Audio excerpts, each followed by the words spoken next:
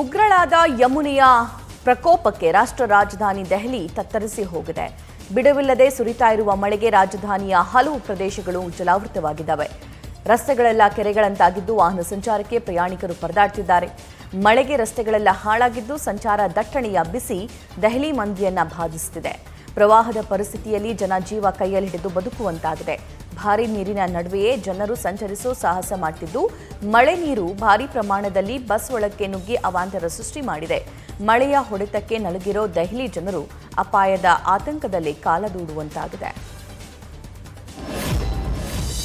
ಉತ್ತರಾಖಂಡ್ನಲ್ಲಿ ಪ್ರವಾಹದ ಭೀಕರತೆ ಮುಂದುವರೆದಿದೆ. ಮಳೆರಾಯನ ಅಟ್ಟಹಾಸಕ್ಕೆ ನದಿಗಳೆಲ್ಲ ಉಕ್ಕಿ ಹರಿತಾ ಇದ್ದು ಜನವಸತಿ ಪ್ರದೇಶಗಳೆಲ್ಲ ಮುಳುಗಡೆ ಆಗುವ ಆತಂಕದಲ್ಲಿವೆ.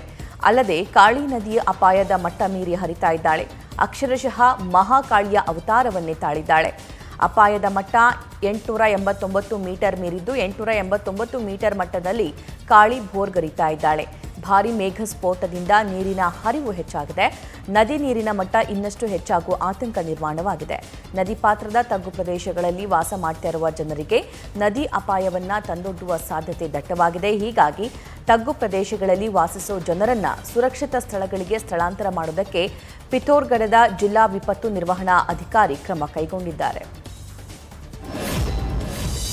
ಪಶ್ಚಿಮ ಬಂಗಾಳದಲ್ಲಿ ಪ್ರವಾಹ ಪರಿಸ್ಥಿತಿ ಜನರನ್ನ ಹೈರಾಣಾಗಿಸಿದೆ. ಜಿದ್ದಿಗೆ ಬಿದ್ದ ವರುಣ ಅಬ್ಬರಿಸ್ತಾ ಇದ್ದು ಧಾರಾಕಾರ ಮಳೆಗೆ ಲೆಕ್ಕವಿಲ್ಲದಷ್ಟು ಪ್ರದೇಶಗಳು ಮುಳುಗಡೆಯಾಗಿದ್ದು ಜನವಸತಿ ಪ್ರದೇಶಗಳೆಲ್ಲ ಕೆರೆಗಳಂತಾಗಿವೆ. ಮಳೆ ನೀರು ಮನೆಯೊಳಕ್ಕೂ ಎಂಟ್ರಿ ಕೊಟ್ಟು ಫಜೀತಿ ತಂದಿಟ್ಟಿದೆ. ರಸ್ತೆಗಳು ನದಿಗಳು ಎಂಬಂತೆ ಮಳೆ ನೀರು ರಭಸವಾಗಿ ಹರಿತಾ ಇದೆ.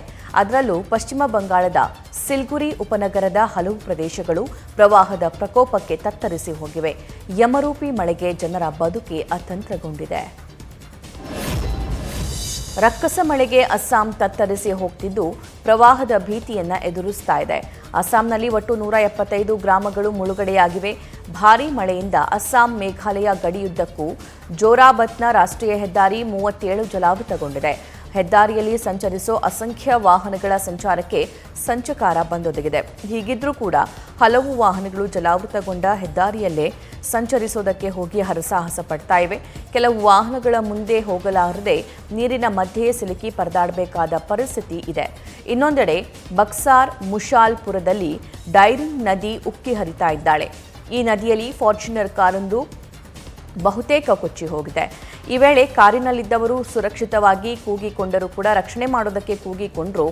ಸ್ಥಳೀಯರು ಹಗ್ಗದ ಸಹಾಯದಿಂದ ಕಾರನ್ನ ಹೊರತೆಗೆದು ಪ್ರಯಾಣಿಕರನ್ನ ರಕ್ಷಿಸಿದ್ದಾರೆ. ಭಾರೀ ವರ್ಷಧಾರೆಗೆ ಬಿಹಾರ ಬೆಚ್ಚಿ ಬಿದ್ದಿದೆ. ಎಡೆಬಿಡದೆ ಸುರಿತಾ ಇರುವ ಮಳೆ ಪಾಟ್ನಾದಲ್ಲಿರುವ ಬಿಹಾರ್ ವಿಧಾನಸಭೆಯಲ್ಲೂ ಜಲಾವೃತ ಆಗುವಂತೆ ಮಾಡಿದೆ. ನಗರದಲ್ಲಿ ಮಳೆರಾಯ ವಿಶ್ರಾಂತಿ ತೆಗೆದುಕೊಳ್ಳದೆ ಹಠಕ್ಕೆ ಬಿದ್ದಿದ್ದಾನೆ. ಥಾಕಿ ಕಾಶಿಬರಿ ಬಳಿ ಗೈಡ್ ಅಣೆಕಟ್ಟು ಒಡೆದ ಕಾರಣ ರಾಷ್ಟ್ರೀಯ ಹೆದ್ದಾರಿ 327 ಜಲಾವೃತಗೊಂಡಿದೆ. ಇತ್ತ ಕಿಶನ್ಗಂಜ್ನ ತೆಹದ್ಗಾಜ್ನಲ್ಲಿ ರತುವಾ ನದಿ ಉಕ್ಕಿ ಹರಿತಾ ಇದ್ದು ಪ್ರವಾಹದ ನೀರು ಗ್ರಾಮಗಳಿಗೆ ನುಗ್ಗಿ ಅವಾಂತರ ಸೃಷ್ಟಿ ಮಾಡಿದೆ. ಚೀನಾದಲ್ಲಿ ನಿರಂತರ ಮಳೆಯಿಂದಾಗಿ ಪ್ರವಾಹದ ಪರಿಸ್ಥಿತಿ ತಲೆದೂರಿದೆ. ಇಲ್ಲಿನ ಚಾಂಗ್ ಕಿಂಗ್ ಜಿಲ್ಲೆಯಲ್ಲಿ ಪ್ರವಾಹದ ಭಾರೀ ಪ್ರಮಾಣದ ನೀರು ಹಾನಿ ಉಂಟು ಮಾಡಿದೆ. ಪ್ರವಾಹದ ಉಗ್ರರೂಪಿ ನೀರು ತಡೆಗೋಡೆಗಳನ್ನು ಮೀರಿ ಕೆಳಕ್ಕೆ ಇಳಿದಿದೆ. ರಸ್ತೆಯಲ್ಲಿದ್ದ ಹಲವು ಕಾರು ಮತ್ತು ಟ್ರಕ್ಗಳು ಭಾಗಶಃ ಮುಳುಗಡೆಯಾಗಿವೆ. ಭಾರೀ ಮಳೆಯಿಂದಾಗಿ ರಸ್ತೆಗಳು ಮತ್ತು ಮನೆಗಳು ಜಲಾವೃತಗೊಂಡಿರುವುದರಿಂದ 2600ಕ್ಕೂ ಹೆಚ್ಚು ನಿವಾಸಿಗಳನ್ನು ಸ್ಥಳಾಂತರ ಮಾಡಲಾಗಿದೆ. ಹಲವಾರು ನದಿಗಳು ತುಂಬಿ ಅಪಾಯದ ಮಟ್ಟ ಮೀರಿ ಹರಿಯುವ ಆತಂಕ ಇದೆ. ಚಾಂಗ್ ಕಿಂಗ್ನ ಕೆಲವು ಭಾಗಗಳಿಗೆ ರೆಡ್ ಅಲರ್ಟ್ ಘೋಷಣೆ ಮಾಡಲಾಗಿದೆ. ಅಲ್ಲದೆ ಕಳೆದ 1 ವಾರದಿಂದ ಈ ಪ್ರದೇಶದಲ್ಲಿ ಮಳೆಯಿಂದಾಗಿ 15 ಮಂದಿ ಸಾವನ್ನಪ್ಪಿದ್ದಾರೆ. ಟೊಮ್ಯಾಟೊ ದರ ಗಗನಕ್ಕೇರ್ತಾ ಇದ್ದಂತೆ ಭಾರೀ ಬೇಡಿಕೆ ಬಂದಿದೆ. ಇದರಿಂದ ಚಿಕ್ಕಬಳ್ಳಾಪುರ ಜಿಲ್ಲೆಯಲ್ಲಿ ಟೊಮ್ಯಾಟೊ ತೋಟಗಳಿಗೆ ಕಳ್ಳರ ಕಾಟ ಶುರುವಾಗಿದೆ. ಈ ಖದೀಮರಿಂದ ರಕ್ಷಿಸಿಕೊಳ್ಳೋದಕ್ಕೆ ಚಿಕ್ಕಬಳ್ಳಾಪುರದ ರೈತರು ತಾವು ಬೆಳೆದಿರುವ ಟೊಮ್ಯಾಟೊ ತೋಟಗಳಲ್ಲಿ ರಾತ್ರಿ ಇಡೀ ಕಣ್ಣಿಗೆ ಎಣ್ಣೆ ಬಿಟ್ಟುಕೊಂಡು ಕಾಯುತ್ತಿದ್ದಾರೆ. ನಿದ್ದೆಗೆಟ್ಟು ಟಾರ್ಚ್ ಹಾಗೂ ದೊಣ್ಣೆಗಳನ್ನು ಹಿಡಿದು ಕಾವಲು ಕಾಯ್ತಾ ಕಳ್ಳ ಕಾಕರಿಗೆ ಹಿಡಿಶಾಪ ಹಾಕ್ತಿದ್ದಾರೆ. ಈಗ ಎಲ್ಲೆಡೆ ಟೊಮ್ಯಾಟೊದ್ದೇ ಮಾತು. ಆದರೆ ಈ ಟೊಮ್ಯಾಟೊಗಳಲ್ಲಿ ಕೆಲವು ಮನುಷ್ಯನಿಗೆ ಮಾರಕ ರೋಗಗಳಿಗೆ ಕಾರಣವಾಗ್ತಾ ಇವೆ ಅಂದರೆ ನೀವು ನಂಬಲೇಬೇಕು. ಟೊಮ್ಯಾಟೊ ಬೆಳೆಗೆ ಬಂಗಾರದ ಬೆಲೆ ಬಂದಿರುವ ಹಿನ್ನೆಲೆಯಲ್ಲಿ ಕೀಟಗಳಿಂದ ಬೆಳೆ ರಕ್ಷಿಸಿಕೊಳ್ಳುವುದಕ್ಕೆ ಮುಂದಾಗಿರುವ ರೈತರು ಅಧಿಕ ಪ್ರಮಾಣದಲ್ಲಿ ಕೀಟನಾಶಕಗಳನ್ನು ಬಳಸುತ್ತಿದ್ದಾರೆ. ಕೀಟನಾಶಕಗಳಲ್ಲಿರುವ ಅಂಶಗಳು ಟೊಮ್ಯಾಟೊ ಹಣ್ಣಿನ ಒಳ ಹಾಗೂ ಹೊರಭಾಗದಲ್ಲಿ ಕನಿಷ್ಠ 7ರಿಂದ 15 ದಿನಗಳವರೆಗೆ ಇರುತ್ತೆ. ಹಣ್ಣುಗಳನ್ನು ತೊಳೆದರೂ ರಾಸಾಯನಿಕಗಳು ಹಣ್ಣಿನ ಒಳಭಾಗದಲ್ಲಿರುತ್ತವೆ. ಇದನ್ನ ಸೇವಿಸಿದ್ರೆ ತೊಂದರೆಯಾಗುವ ಸಾಧ್ಯತೆ ಇದೆ. ಇದು ವಿಷವಾಗಿ ಗ್ರಾಹಕರಿಗೆ ಹೊಟ್ಟೆ ಸೇರುತ್ತೆ. ಅಪಾಯಕಾರಿ ರಾಸಾಯನಿಕ ಕ್ಯಾನ್ಸರ್ ಹೆಚ್ಚಾಗಲು ಕಾರಣ ಅನ್ನುತ್ತಾ ಇದ್ದಾರೆ ತೋಟಗಾರಿಕಾ ವಿಜ್ಞಾನಿಗಳು. ಆದರೆ ಬೆಳೆ ರಕ್ಷಣೆ ಮಾಡಿಕೊಳ್ಳೋದಕ್ಕೆ ನಾವು ಔಷಧ ಸಿಂಪಡಣೆ ಮಾಡಲೇಬೇಕು, ಅದು ಅನಿವಾರ್ಯ ಅಂತಿದ್ದಾರೆ ರೈತರು. ಇತ್ತೀಚೆಗೆ ನೋಡಿ ರೇಟ್ ಹೆಚ್ಚಿದೆ ಅನ್ನೋ ಕಾರಣಕ್ಕೆ ಆಲ್ಮೋಸ್ಟ್ ಪ್ರತಿ ದಿವಸ ಅಥವಾ ದಿನ ಬಿಟ್ಟು ದಿನ ಔಷಧಿಯನ್ನು ಸಿಂಪಡಣೆ ಮಾಡ್ತಾ ಇದ್ದಾರೆ. ಅಂಥ ಒಂದು ಔಷಧಿ ಸಿಂಪಡಣೆ ಮಾಡಿರುವಂಥ ತರಕಾರಿಗಳನ್ನ ಏನಾದರೂ ನಾವು ಸೇವಿಸಿದ್ರೆ ಅದ್ರ ಮೇಲೆ ಆರೋಗ್ಯದ ಮೇಲೂ ಕೂಡ ತುಂಬ ಪರಿಣಾಮ ಆಗ್ತದೆ. ಇಂಥದ್ದೇ ಅಂತ ಹೇಳಲಿಕ್ಕಾಗಲ್ಲ. ತರಾವರಿ ಕ್ಯಾನ್ಸರಿಂದ ಹಿಡ್ಕೊಂಡು ಈ ಹೈ ಮಾಲಿಕ್ಯೂಲ್ಸನ್ನ ನಾವು ಏನು ಬಳಸ್ತೀವಿ ಅದರಿಂದ ಹೆಚ್ಚು ಪರಿಣಾಮ ಉಂಟು ಮಾಡ್ತಕ್ಕಂಥ ಎಲ್ಲ ಕಾಯಿಲೆಗಳು ಕಾಣಿಸುವಂಥ ಸಾಧ್ಯತೆ ಅಂತೂ ಇರ್ತದೆ. ಮಂಡ್ಯ ಜಿಲ್ಲೆಯ Nagamangala KSRTC driver come conductor ಆತ್ಮಹತ್ಯೆ ಯತ್ನ ಪ್ರಕರಣ ರಾಜ್ಯದಲ್ಲಿ ದೊಡ್ಡ ಮಟ್ಟದಲ್ಲಿ ಸದ್ದು ಮಾಡಿತ್ತು. ಕೆಎಸ್ಆರ್ಟಿಸಿ ಚಾಲಕ ಜಗದೀಶ್ ಆತ್ಮಹತ್ಯೆ ಯತ್ನಕ್ಕೆ ಕೃಷಿ ಸಚಿವ ಚಲುವರಾಯಸ್ವಾಮಿಯ ಮೌಖಿಕ ಆದೇಶ ಮತ್ತು ಒತ್ತಡವೇ ಕಾರಣ ಎನ್ನೋ ಆರೋಪ ಕೇಳಿ ಬಂದಿತ್ತು. ಮತ್ತೊಂದು ಕಡೆ ಜಗದೀಶ್ ಚಿಕಿತ್ಸೆಗೆ ಆಂಬ್ಯುಲೆನ್ಸ್ ತಡೆದ ಆರೋಪ ಜೆಡಿಎಸ್ ಮಾಜಿ ಶಾಸಕ ಸುರೇಶ್ ಗೌಡ ಅವರ ಮೇಲಿತ್ತು. ಇದೆಲ್ಲದರ ನಡುವೆ ಸಿಐಡಿ ಅಧಿಕಾರಿಗಳು ಪ್ರಕರಣ ಸಂಬಂಧ ತನಿಖೆ ನಡೆಸ್ತಾ ಇದ್ದು ವಿಚಾರಣೆ ಮುಕ್ತಾಯ ಹಂತಕ್ಕೆ ಬಂದು ತಲುಪಿದೆ. ಆದರೆ ಇದುವರೆಗೂ ಆರೋಪ ಹೊತ್ತಿರುವ ಸಚಿವ ಚಲುವರಾಯಸ್ವಾಮಿ ಹಾಗೂ ಆಂಬ್ಯುಲೆನ್ಸ್ ತಡೆದ ಆರೋಪ ಹೊತ್ತಿರುವ ಮಾಜಿ ಶಾಸಕ ಸುರೇಶ್ ಗೌಡರ ವಿಚಾರಣೆ ನಡೆಸದಿರೋದು ಹಲವು ಅನುಮಾನಗಳಿಗೆ ಎಡೆಮಾಡಿಕೊಟ್ಟಿದೆ. ಪ್ರಭಾವಿ ರಾಜಕಾರಣಿಗಳ ರಕ್ಷಣೆಗೆ ನಿಂತಿದೆಯಾ ಸರ್ಕಾರ ಅನ್ನೋ ಆತಂಕ ಮೂಡಿದೆ. ಇನ್ನು ಮುಂದಾದರೂ ಕೂಡ ಪ್ರಭಾವಿ ನಾಯಕರ ತನಿಖೆ ಮತ್ತು ಡ್ರೈವರ್ ಜಗದೀಶ್ಗೆ ನ್ಯಾಯ ಸಿಗುತ್ತಾ ಎಂಬುದನ್ನು ಕಾದು ನೋಡಬೇಕು. ಮಂಗಳೂರಲ್ಲಿ ಬೆಳ್ತಂಗಡಿ ಬಳಿಕ ಸುಳ್ಯ ವಿಧಾನಸಭಾ ಕ್ಷೇತ್ರದಲ್ಲಿ ಕಾಂಗ್ರೆಸ್ ಭಿನ್ನಮತ ಸ್ಫೋಟಗೊಂಡಿದೆ. ಕಡಬದಲ್ಲಿ ನಡೆದ ಪಕ್ಷದ ಅಭ್ಯರ್ಥಿ ಸೋಲಿನ ಪರಾಮರ್ಶೆ ಸಭೆಯಲ್ಲಿ ಪರಾಜಿತ ಅಭ್ಯರ್ಥಿ ಜಿ ಕೃಷ್ಣಪ್ಪ ಮತ್ತು ಟಿಕೆಟ್ ಆಕಾಂಕ್ಷಿ ಮುಖಂಡ ನಂದಕುಮಾರ್ ಬಣಗಳ ಮಧ್ಯೆ ಅಸಮಾಧಾನ ಮತ್ತೆ ಸ್ಫೋಟಗೊಂಡಿದೆ. ಬಡಿದಾಟ, ಮಾರಾಮಾರಿಯಾಗಿದೆ. ಕಡಬ ಅಂಬೇಡ್ಕರ್ ಭವನದಲ್ಲಿ ನಡೆದ ಪರಾಮರ್ಶೆ ಸಭೆಯು ಇಬ್ಬರು ಮುಖಂಡರ ಬಣದ ನಾಯಕರ ಕಾರ್ಯಕರ್ತರ ವಾಕ್ಸಮರ, ಕೈಕೈ ಮಿಲಾಯಿಸಿಕೊಳ್ಳುವ ರಣರಂಗಕ್ಕೂ ವೇದಿಕೆಯಾಗಿತ್ತು. ಅಂತಿಮವಾಗಿ ಪೊಲೀಸರು ಸ್ಥಳಕ್ಕೆ ಆಗಮಿಸಿ ಪರಿಸ್ಥಿತಿ ತಿಳಿಗೊಳಿಸಿದರು. ಮೈಸೂರಿನ ಟಿ ನರಸೀಪುರದ ಮೃತ ಯುವ ಬ್ರಿಗೇಡ್ ಕಾರ್ಯಕರ್ತ ವೇಣುಗೋಪಾಲ್ ನಿವಾಸಕ್ಕೆ ಕೇಂದ್ರ ಸಚಿವೆ ಶೋಭಾ ಕರಂದ್ಲಾಜೆ ಭೇಟಿ ನೀಡಿದ್ದಾರೆ. ವೇಣುಗೋಪಾಲ್ ಕಳೆದುಕೊಂಡು ದುಃಖದಲ್ಲಿದ್ದ ಕುಟುಂಬಕ್ಕೆ ಸಚಿವೆ ಸಾಂತ್ವನ ಹೇಳಿದ್ದಾರೆ. ಈ ವೇಳೆ ಮಾತನಾಡಿದ ಅವರು, ವೇಣುಗೋಪಾಲ್ ಕುಟುಂಬದ ಜೊತೆ ನಾವಿದ್ದೀವಿ. ವೇಣುಗೋಪಾಲ್ ಮಗುವಿನ ಶಿಕ್ಷಣಕ್ಕೆ ಸಹಕಾರ ನೀಡ್ತೀವಿ. ನಮ್ಮ ರಾಜ್ಯದಲ್ಲಿ ದೇಶದ್ರೋಹಿಗಳು, ಕೊಲೆಗಡುಕರಿಗೆ ಭಯ ಯಾಕಿಲ್ಲ ಅಂದ್ರೆ ನಮ್ಮನ್ನ ರಕ್ಷಣೆ ಮಾಡೋದಕ್ಕೆ ಕಾಂಗ್ರೆಸ್ ಸರ್ಕಾರ ಬಂದಿದೆ ಅಂತ ಅನಿಸ್ತಾ ಇದೆ ಅವರಿಗೆ. ಅದಕ್ಕಾಗಿ ಈ ರೀತಿಯ ಘಟನೆಗಳು ನಡೀತಾ ಇವೆ ಅಂತ ರಾಜ್ಯ ಕಾಂಗ್ರೆಸ್ ಸರ್ಕಾರದ ವಿರುದ್ಧ ಶೋಭಾ ಕರಂದ್ಲಾಜೆ ವಾಗ್ದಾಳಿ ನಡೆಸಿದ್ದಾರೆ. ಏನಿತ್ತು ಇವತ್ತು ರಾಜಕೀಯವಾಗಿ ಮತ್ತು ಹನುಮ ಜಯಂತಿಯ ಕಾರಣಕ್ಕಾಗಿ ಅವನ ಕೊಂದಿರುವುದು. ಹನುಮ ಜಯಂತಿಯ ದಿನ ಬೆಳಿಗ್ಗೆ ಗಲಾಟೆ ಆಗಿದೆ, ಅವನಿಗೆ ಹೊಡೆದಿದ್ದಾರೆ, ಅವನ ತುಟಿಗೆ ಇದು ಗಾಯ ಆಗಿದೆ. ಸಂಜೆ ಮತ್ತೆ ಕರೆಸ್ಕೊಂಡಿದ್ದಾರೆ, ಮತ್ತೆ ಗಲಾಟೆ ಆಗಿದೆ. ಮತ್ತೆ ಹನುಮ ಜಯಂತಿಯ ಸಂದರ್ಭದಲ್ಲಿ ಗಲಾಟೆ ಆಗಿದೆ. ಬೈಕ್ ನಿಲ್ಲಿಸಬಾರ್ದು, ಕಾರು ನಿಲ್ಲಿಸಬಾರ್ದು, ಅಲ್ಲ ಊರು ಹೋಗಬಾರ್ದು, ಇಲ್ಲೋ ಇವರು ಹೋಗಬಾರ್ದು, ಇದು ಗಲಾಟೆ ಆಗಿದೆ. ಮರುದಿನ ಮತ್ತೆ ಕರೆಸ್ಕೊಂಡು ಅವರನ್ನು ಟಾರ್ಗೆಟ್ ಮಾಡಿದ್ದಾರೆ. ನಾನು ಇವತ್ತು ಕಾಂಗ್ರೆಸ್ಸಿನವರಿಗೆ, ಸರ್ಕಾರಕ್ಕೆ, ಮಹದೇವಪ್ಪನವರಿಗೆ ಕೇಳ್ತಾ ಇರುವಂಥದ್ದು, ವೇಣುಗೋಪಾಲ್ ಮಾಡಿದ ತಪ್ಪೇನು? ವ್ಯಕ್ತಿಗೆ ಏನಿತ್ತು? ನಿಮ್ಮ ಮಗನಿಗೆ ಏನಾದರೂ ಮಾಡಿದ್ರ? ನಿಮ್ಗೇನಾದರೂ ಮಾಡಿದ್ರ? ಕೇವಲ ಸಂಘಟನೆ ಮಾಡಿದ್ದಾರೆ ಅನ್ನುವಂಥ ಕಾರಣಕ್ಕಾಗಿ ಇವತ್ತು ಅವರನ್ನು ಟಾರ್ಗೆಟ್ ಮಾಡುವಂಥದ್ದು ಮಾಡಿದೆ. ಇದು ಕಾಂಗ್ರೆಸ್ಸಿನ ದ್ವೇಷದ ರಾಜಕಾರಣ, ಕಾಂಗ್ರೆಸ್ಸಿನ ದರ್ಪದ ರಾಜಕಾರಣ, ಕಾಂಗ್ರೆಸ್ಸಿನ ಅಹಂಕಾರದ ರಾಜಕಾರಣ ಇವತ್ತು ನಡೆಯುತ್ತೆ. ಮಾಜಿ ಆರೋಗ್ಯ ಸಚಿವ ಡಾಕ್ಟರ್ ಕೆ ಸುಧಾಕರ್ ಅವರು ಮಂತ್ರಿಯಾಗಿದ್ದಾಗ ನನಗೆ ಮತ್ತು ನಮ್ಮ ಸಂಬಂಧಿಗಳಿಗೆ ಹಲವು ಗುತ್ತಿಗೆದಾರರಿಗೆ ಬೆದರಿಕೆ ಹಾಕ್ತಾ ಇದ್ರು ಅಂತ ರಾಜ್ಯ ಗುತ್ತಿಗೆದಾರರ ಸಂಘದ ಅಧ್ಯಕ್ಷ ಡಿ ಕೆಂಪಣ್ಣ ಸ್ಫೋಟಕ ಆರೋಪ ಮಾಡಿದ್ದಾರೆ. ಚಿಕ್ಕಬಳ್ಳಾಪುರ ಜಿಲ್ಲೆ ಶಿಡ್ಲಘಟ್ಟ ನಗರದ ಪ್ರವಾಸಿ ಮಂದಿರದಲ್ಲಿ ಸುದ್ದಿಗೋಷ್ಠಿ ನಡೆಸಿ ಮಾತನಾಡಿದ ಕೆಂಪಣ್ಣ, ಮಾಜಿ ಸಚಿವ ಸುಧಾಕರ್ ಈಗ ಚುನಾವಣೆಯಲ್ಲಿ ಸೋತು ಸುಣ್ಣವಾಗಿದ್ದಾರೆ. ನನ್ನ ಮೇಲೆ ಮಾನನಷ್ಟ ಮೊಕದ್ದಮೆ ಹಾಕುವುದಾಗಿ ಹೇಳ್ತಾ ಇದ್ರು. ನಿಮಗೆ ತಾಕತ್ತಿದ್ರೆ ಕೇಸ್ ಹಾಕಿ ಎಂದಿದೆ. ಆದರೆ ಅವರು ಇದುವರೆಗೂ ಯಾವ ಮೊಕದ್ದಮೆ ಕೂಡ ಹಾಕಿಲ್ಲ. ಸುಧಾಕರ್ ವಿಷಯ ಈಗ ಮಾತನಾಡಿ ಪ್ರಯೋಜನ ಇಲ್ಲ, ಯಾಕಂದ್ರೆ ಸತ್ತ ಹಾವನ್ನ ಹೊಡೆದು ಎಬ್ಬಿಸದಂತೆ ಆಗುತ್ತೆ ಅಂತ ಕಿಡಿಕಾರಿದ್ದಾರೆ.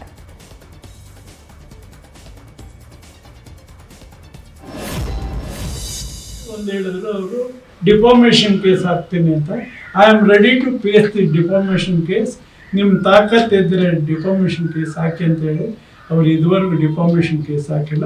ಒಬ್ಬರು ಹಾಕಿದ್ದಾರೆ ಮಂದತ್ನಂ ನಾಯ್ಡು ಅಂತ. ಅದನ್ನು ವಿ ಆರ್ ಫೇಸಿಂಗ್ ಆಲ್ಸೋ. ಅದ್ರ ಬಗ್ಗೆ ನಾವು ಧೈರ್ಯವಾಗಿ ಇನ್ನು ಮುಂದೆನೂ ಫೇಸ್ ಮಾಡ್ತೀವಿ ಇಂಥದ್ದನ್ನು. ಮುಗಿದ ವಿಷಯ ಅದೇನು ಎನ್ಕ್ವೈರಿ ಮಾಡಿದ್ರೆ ಏನು ಕೊಡಬೇಕು ಅದೆಲ್ಲ ಕೊಡ್ತೀವಿ.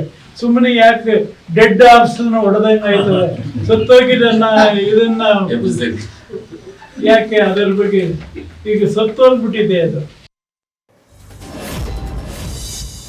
ಚಂದಿರನ ಅಂಗಳಕ್ಕೆ ಚಂದ್ರಯಾನ 3 ರಾಕೆಟ್ ಉಡಾವಣೆ ಮಾಡುವ ಮೂಲಕ ಭಾರತೀಯ ಬಾಹ್ಯಾಕಾಶ ಸಂಶೋಧನಾ ಸಂಸ್ಥೆ ಇಸ್ರೋ ಮತ್ತೊಂದು ಐತಿಹಾಸಿಕ ಸಾಧನೆ ಮಾಡಿದೆ. ಈ ಸಂತಸದ ಕ್ಷಣವನ್ನ ಕಾಫಿನಾಡು ಚಿಕ್ಕಮಗಳೂರಿನ ಅನ್ನಪೂರ್ಣ ವೃದ್ಧಾಶ್ರಮದಲ್ಲಿರುವ ಹಿರಿಯ ಚೇತನರು ಕಣ್ತುಂಬಿಕೊಂಡರು. ಅಲ್ಲದೆ ಯಶಸ್ವಿಯಾಗಿ ಉಡಾವಣೆಗೊಂಡ ಚಂದ್ರಯಾನ 3ರ ಹಿಂದಿನ ಶಕ್ತಿಗಳಾದ ಇಸ್ರೋ ವಿಜ್ಞಾನಿಗಳಿಗೆ ಅಭಿನಂದನೆ ಸಲ್ಲಿಸಿದರು. ಉಡಾವಣೆಗೊಂಡ ಕ್ಷಣವನ್ನ ಕಣ್ತುಂಬಿಕೊಂಡು ಇಸ್ರೋ ವಿಜ್ಞಾನಿಗಳ ಕಾರ್ಯವು ಯಶಸ್ವಿಯಾಗಲಿ ಅಂತ ಶುಭ ಕೋರಿ ಇದು ನಮ್ಮ ದೇಶದ ಹೆಮ್ಮೆ ಅಂತ ಸಂತಸಪಟ್ಟರು. ದಿವಂಗತ ನಟ ಪವರ್ ಸ್ಟಾರ್ ಪುನೀತ್ ರಾಜ್ಕುಮಾರ್ ನಮ್ಮಿಂದ ದೂರವಾದರೂ ಅವರ ನೆನಪುಗಳನ್ನು ಮಾತ್ರ ಅಜರಾಮರವಾಗಿಸಿಕೊಂಡಿದ್ದಾರೆ ಜನರು ಸದಾ ಒಂದಿಲ್ಲೊಂದು ರೀತಿಯಲ್ಲಿ ಅವರನ್ನ ನೆನಪಿಸ್ತಲೇ ಇರ್ತಾರೆ. ಇದೀಗ ಅಪ್ಪು ಅಭಿಮಾನಿಯೊಬ್ಬರು ಪುನೀತ್ ಸ್ಮರಣಾರ್ಥ ರಾಜ್ಯಾದ್ಯಂತ ಸೈಕಲ್ ರ್ಯಾಲಿ ಮಾಡೋ ಮೂಲಕ ಪರಿಸರ ಜಾಗೃತಿ ಮೂಡಿಸೋದಕ್ಕೆ ಮುಂದಾಗಿದ್ದಾರೆ. ಚಾಮರಾಜನಗರದ ಗಾಜನೂರು ಮೂಲದ ಸುರೇಶ್ ಎಂಬ ಯುವಕ ರಾಜ್ಯದೆಲ್ಲೆಡೆ ಸಂಚರಿಸಿ ಸೇವ್ ನೇಚರ್ ಸೇವ್ ಅರ್ತ್ ಎಂಬ ಹೆಸರಲ್ಲಿ ಜಾಗೃತಿ ಮೂಡಿಸೋದಕ್ಕೆ ಮುಂದಾಗಿದ್ದಾರೆ. ಬೀದರ್ನಿಂದ ಪ್ರಯಾಣ ಆರಂಭಿಸಿರುವ ಸುರೇಶ್ ರಾಜ್ಯದ ವಿವಿಧ ಜಿಲ್ಲೆಗಳಿಗೆ ಸಂಚರಿಸಿ ಬಳಿಕ ಬೆಂಗಳೂರಿನ ಅಪ್ಪು ಸಮಾಧಿಗೆ ತೆರಳಿ ಪ್ರಾರ್ಥನೆ ಸಲ್ಲಿಸಲಿದ್ದಾರೆ. ನಟರಾದ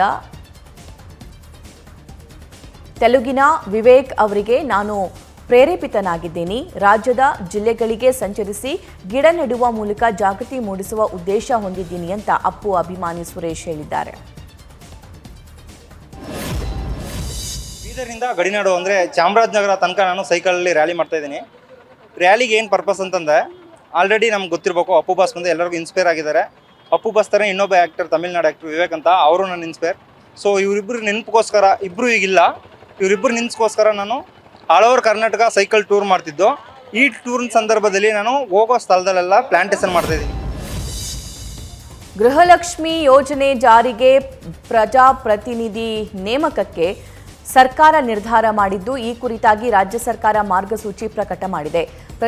ಪ್ರಜಾಪ್ರತಿನಿಧಿಗಳಿಗೆ ಗೌರವಧನ ಆಧಾರದ ಮೇಲೆ ನೇಮಕಾತಿ ಮಾಡಿಕೊಳ್ಳಲಾಗ್ತಾ ಇದ್ದು, ಓರ್ವ ಮಹಿಳೆ ಸೇರಿದಂತೆ ಪ್ರತಿ 1000 ಜನರಿಗೆ ಅಥವಾ 1 ಗ್ರಾಮಕ್ಕೆ 2 ಪ್ರಜಾಪ್ರತಿನಿಧಿ ನೇಮಕ ಮಾಡಲಾಗುತ್ತೆ. 1 ತಿಂಗಳ ಅವಧಿಗೆ ಮಾತ್ರ ಪ್ರಜಾಪ್ರತಿನಿಧಿ ನೇಮಕಕ್ಕೆ ಸರ್ಕಾರ ಮುಂದಾಗಿದೆ. ಆದರೆ ಈ ಕೇಂದ್ರಗಳಲ್ಲಿ ಉಂಟಾಗಬಹುದಾದ ಒತ್ತಡವನ್ನು ತಪ್ಪಿಸುವ ಸಲುವಾಗಿ ಮೊಬೈಲ್ ಆಪ್ ಮೂಲಕವೂ ಅರ್ಜಿ ಸಲ್ಲಿಸೋದಕ್ಕೆ ಈ ಕ್ರಮ ಕೈಗೊಳ್ಳಲಾಗಿದೆ. ಇನ್ನು ಗೃಹಲಕ್ಷ್ಮಿ ಯೋಜನೆ ಜಾರಿ ವಿಚಾರವಾಗಿ ಇಂದು ಬೆಳಗ್ಗೆ 11 ಗಂಟೆಗೆ ವಿಧಾನಸೌಧದಲ್ಲಿ ಮಹಿಳಾ ಮತ್ತು ಮಕ್ಕಳ ಕಲ್ಯಾಣ ಸಚಿವೆ ಲಕ್ಷ್ಮೀ ಹೆಬ್ಬಾಳ್ಕರ್ ಸುದ್ದಿಗೋಷ್ಠಿ ನಡೆಸುತ್ತಾರೆ. ಗೃಹಲಕ್ಷ್ಮಿ ಯೋಜನೆ ಜಾರಿ ಬಗ್ಗೆ ವಿವರಣೆಯನ್ನ ನೀಡುತ್ತಾರೆ.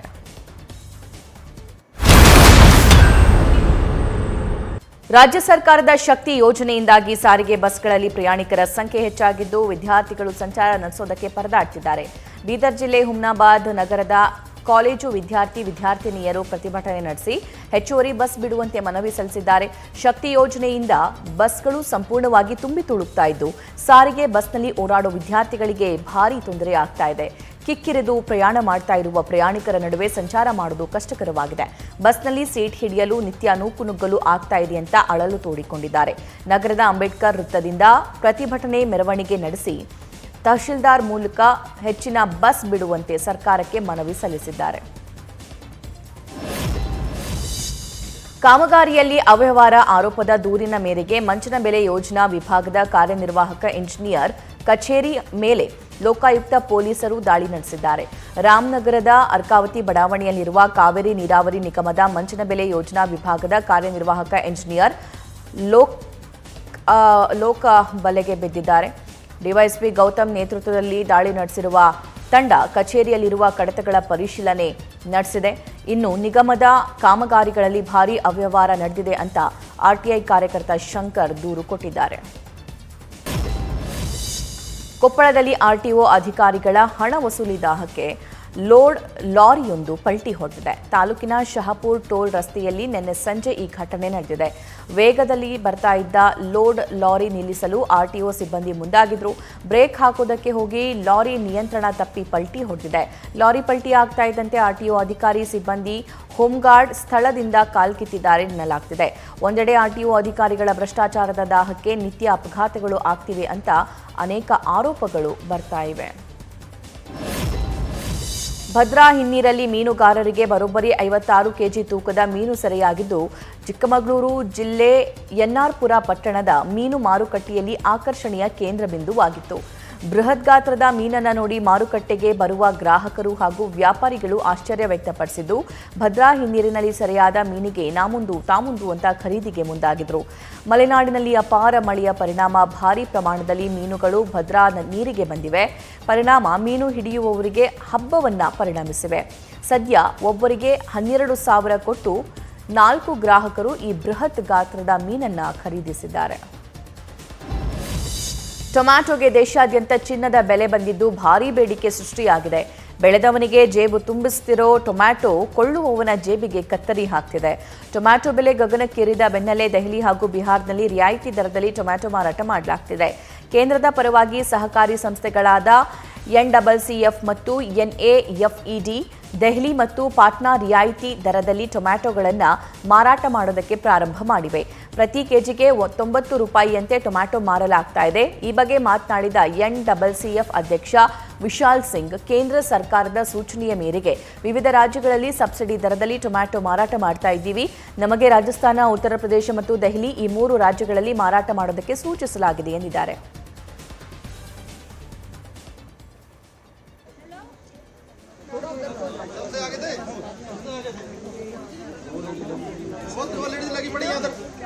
मैडम इधर आ जाओ, इधर लेडीज की लानी है ये।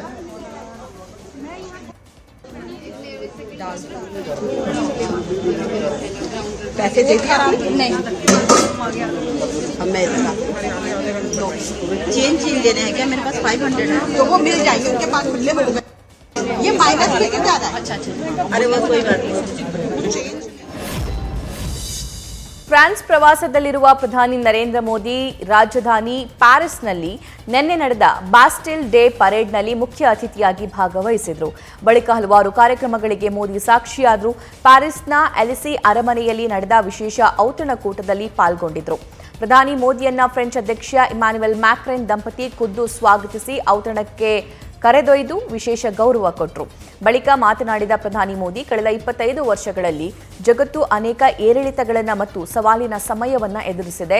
ಆದರೆ ಫ್ರಾನ್ಸ್ ಮತ್ತು ಭಾರತದ ನಡುವಿನ ಸ್ನೇಹವು ಇದೆಲ್ಲದರ ನಡುವೆಯೂ ಆಳವಾಗಿ ಬೆಳೀತಾಲೇ ಇತ್ತು. ನಾವು 2 ದೇಶಗಳ ಪ್ರಗತಿಗೆ ಮಾತ್ರವಲ್ಲದೆ ವಿಶ್ವ ಶಾಂತಿ ಮತ್ತು ಭದ್ರತೆಗೆ ಕೊಡುಗೆ ನೀಡ್ತಾ ಇದ್ದೀವಿ. ನಮ್ಮ ಪಾಲುದಾರಿಕೆ ಜಾಗತಿಕ ಒಳಿತಿಗೆ ಶಕ್ತಿ ತುಂಬಿದೆ ಅನ್ನೋ ಅಭಿಪ್ರಾಯವನ್ನು ವ್ಯಕ್ತಪಡಿಸಿದ್ದಾರೆ. 2 ದಿನಗಳ ಫ್ರಾನ್ಸ್ ಪ್ರವಾಸ ಮುಗಿಸಿದ ಪ್ರಧಾನಿ ನರೇಂದ್ರ ಮೋದಿ ಅವರಿಗೆ ಫ್ರಾನ್ಸ್ ಅತ್ಯಂತ ಗೌರವಯುತವಾಗಿ ಬೀಳ್ಕೊಟ್ಟಿದೆ. ಫ್ರಾನ್ಸ್ನಿಂದ ತೆರಳಿದ ಪ್ರಧಾನಿ ಮೋದಿ ಯುನೈಟೆಡ್ ಅರಬ್ ಎಮಿರೇಟ್ಸ್ UAEಗೆ ಪ್ರಯಾಣ ಬೆಳೆಸಿದ್ದಾರೆ.